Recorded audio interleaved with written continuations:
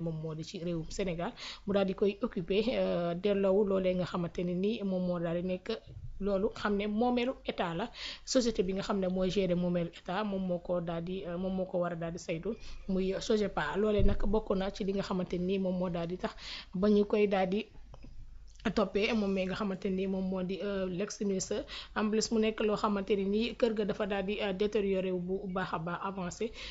donc li nga xamante ni rénovation reste nécessité bi nga xamante ni moo ci nécessité pour ñu def ko rénover ko tey jii nii mën nañ ko estimer ci à des dizaines de millions de francs CFA yoo xamante ni nii ay sources judiciaires ñoom ñoo ko daal di indiqué ni dégradation yi dafa daal di nekk loo xamante ni yu doy waar la jëm ci li nga xamante ni moo di ay installation électrique ak sanitaire ak structure extérieur yoo xamante ni yu ci kër gi la yoo xamante ni daanaka presque yàqu na ba pour ñu daal di koy defaraat rek mën ko delloowaat état dafay nekk loo xamante ni koppar gu bari lay daal di laaj moom nag Mame Mbaye Ndiaye looloo tax ñu daal di koy wóolu tey ji ngir mu daal di tontu ay laaj yu ñu koy daal di laaj jëm ci mbir moomee rawaan nanga nga daal di jàngatee loolu. waaw c'est un problème nag qui n'est pas très récent. Donc il est vrai que dossier bi enrôlé woon nañ ko fan yële ñu génn war na def au moins 1 mois wala un peu plus donc muy litige entre guillemets muy problème boo xamante ni dafa dox diggante Mbaye Ndiaye effectivement ak SOGEPA nag comme ni nga ko rappelé mooy société bi nga xamante ni moom mooy gérer actuellement tout ce qui est patrimoine bâti de l'État. donc moom moo koy gérer maintenant. SOGEPA également moom la ñu doon tudd ci affaire sukuk boobu ñu doon wax nga xamante ni y a eu presque 140 et quelques milliards yoo xamante ni ba tey kenn gisu ko ci 300 et quelques milliards yooyu nga xamante ni Sénégal leboon na ko. SOGEPA déjà l'histoire rek niñ ko créé rek des fois dafay indi jiixi jaaxa parce que l'État du Sénégal à un certain moment comme le régime de Macky moom fépp fu alal nekkoon rek c'était bon à prendre quelle que soit effectivement la manière bi nga koy jëlee surtout nag bu dee lépp da nga koy jël. donc ci lañ créé SOGEPA jox ko ay prérogatives yoo xamante ni moom mën na jël alalu patrimoine au Sénégal dem mettre ko en gage ci la jël ay bâtiments mettre ko en gage donc ci ay bailleurs ñoo ñu jox Sénégal xaalis plus de 300 milliards ci 300 milliards et quelques yooyu rapport Cour des comptes mi ngi wax ni y a au moins 140 et quelques milliards yoo xamante ni après xamuñu fan la jaar. donc ci alal jooju moo tax boo xoolee récemment bërki démb rek am na benn communiqué bu génn disant que l'État bor yi mu amee loon bâtiment yi SOGEPA loué dinañ fay lépp bailleurs yi parce que ce qui s'est passé mooy état bi dafa jël kër yooyu garanti ko pour mën a leb alal léegi ñamu ko garanti loon ñooñu ñooy jël léegi état moo leen di fay luwaay tu vois le mécanisme. bon donc mi ngi mel ni comme man ma jël sama alal abal la ko yow non du moins jox la ko nga lebal ma alal dëkk ci kër gi léegi ma ni la comme damaa soxla toujours kër gi malgré que abal nga ma xaalis bàyyi ma des fii ma ko ne di la fay luwaay noonu la demee léegi yaa ma lebal yaa moom pour l'instant kër gi maa ngi continuer di la fay luwaay boo def naa sa ca la nga ma lebaloon laa lay fayaate ba pare bor bi des fi donc loolu mooy l'historique un peu de ce qui s'est passé avec Sukuk bi ak SOGEPA. maintenant SOGEPA nag comme moom mooy gérer loolu ministre yi bu ñu doon kii dañ leen di jox ay logement de fonction léegi nag ci logement de fonction yooyu bu Mbaye Ndiaye bii da cee bokk ce qui s'est passé on parle de dégradation à hauteur de quasiment 50 millions ou plus et plus. donc ci ay dégradation yoo xamante dafa am ci kër gi xam nga loolu nag man li tax du ma ko weddi mooy récemment dañ fay déggoon Pape Mada Ndour bi muy génn muy expliquer keroog bañ demee aux États-Unis fa nga xamante ni fa le président waroon a dal mu nekkoon kër goo xamante ni dañ ko joxoon benn ci doomi Macky Sall yi bañ demee nañu fekkee kër gi tellement dafa dégradé wu ba nga xamante ni dañoo obligé dem dali feneen ngir mën a rénover foofu moo tax buñ nee la lii tamit xew na fi doo ko weddi. et puis 12 ans c'est pas 2 jours donc boo dëkkee ci kër 12 ans te nga jàppee ko comme conception bi nit ñi daan jàppee mbeddum buur wala alalu buur su boobaa da ngay jàpp ne buur a wala defar wala bu yàqoo itam amul problème. loolu da lay jox encore une fois beneen température ci li nga xamante ni ancien régime noonu lañ doon dundee ak li nga xamante ni mooy moomeelu réew mi c'est-à-dire respect moom wax dëgg fa yàlla damaa jàpp ne nekkul woon ci dictionnaire u ñi nga xamante ni dañoo nekkoon fii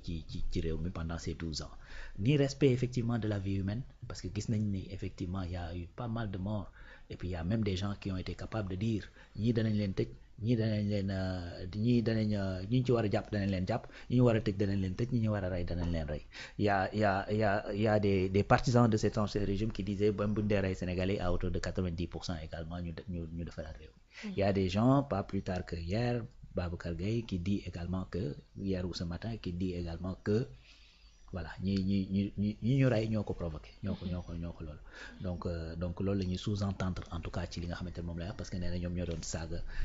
les forces de l'ordre rek yu demee noonu xam nga donc ni respect de la vie humaine et de sa condition ni respect effectivement des deniers publics parce que tamit scandale yi wax dëgg fa yàlla chaque jour nga gis bu bees tous les jours man gëm naa ni ba jusqu'à ce que ces 5 ans là di jeex chaque jour mën nañoo gis scandale bu bees parce que tellement ni yëf yi toll 18 600 milliards c'est pas petit c'est beaucoup d'argent te li ñu ci wax ne daa réer kenn xamul nan la toll te effectivement des gens de cet ancien régime ont été capables de dire 6 milliards du dara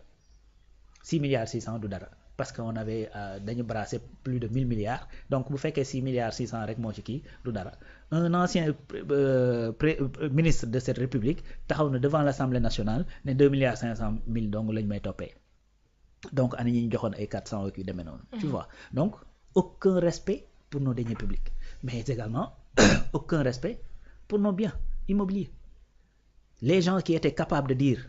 xale yi dañ leen a maté dañ leen a tëj kaso parce que dañ nekkoon di taal BRT ce sont ces mêmes gens là qui étaient en train de dégrader les logements de fonction yi leen jox ce sont Macky bi muy wax naan pas plus tard qu'hier maa ngi dégluwaat la vidéo bi muy wax ne bu ngeen yàqee BRT beeg TER bi yàqalu leen ma ko parce que man du ma ci dugg samay doom duñ ci dugg c'est la vérité yàqaluñ ko sunu alal lañ nekk di yàq effectivement ku ko yàq alalu réew mi nga nekk di yàq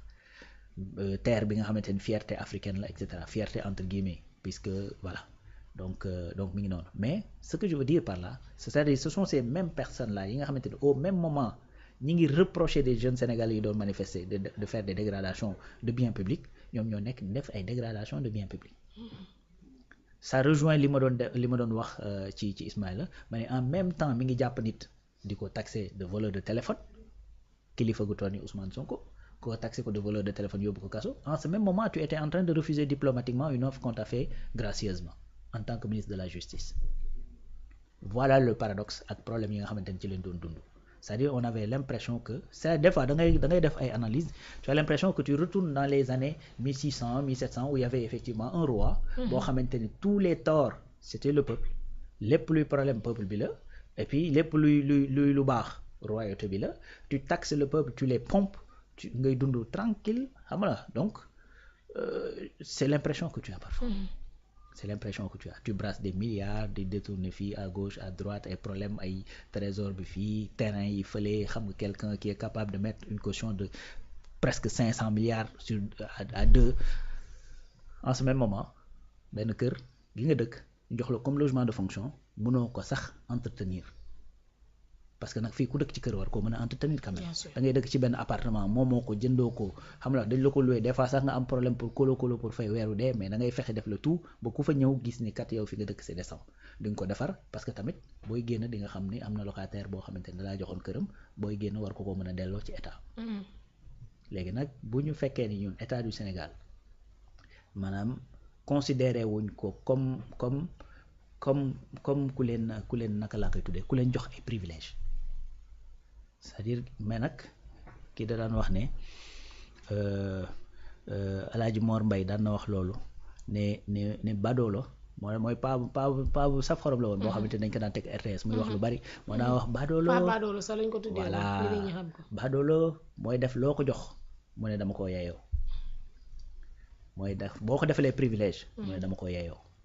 du xool ne yow sa mbaax la wala effectivement sa yéene la wala dafa am loo ko jox pour mu am lu mu la defal lu mu la liggéeyal déedéet danaan sama mérite la dama ko yeyoo voilà ci beneen bi mu ci dolli xam naa foofu laay daanelee c'est un peu plus rigolo mu ne baadoola nag mooy def nga ànd ak moom mu dem tooñ koo xamante leer na moo leen mën ñu duma ko boole waale ci duma daan na wax sax na baadoola moo lay amal yére ba pare ngeen dem ci biir mbooloo mu naan la xoolal fi ngay toog waaw c'est ça c'est ça mais bu su ma daanelee nii daa am ñu may kii xam nga am na gars yi waaj a génn le 28 ñoom lay xaw a tooñaale noonu tuuti. baax na ñoom daal ñu ngi waajal waa le 28 ne leen le 28 le pays va changer les choses sérieuses vont commencer. mu ngi noonu waaw mu ngi noonu.